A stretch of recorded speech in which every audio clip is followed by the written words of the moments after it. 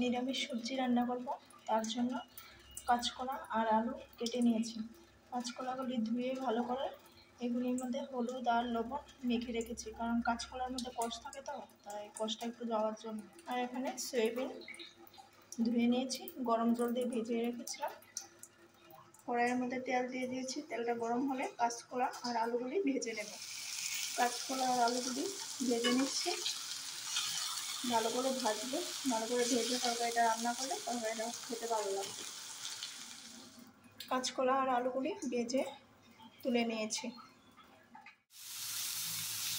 এখন সয়াবিনগুলিও ভেজে নিচ্ছি, সয়াবিনগুলিও ভেজে তুলে নেব।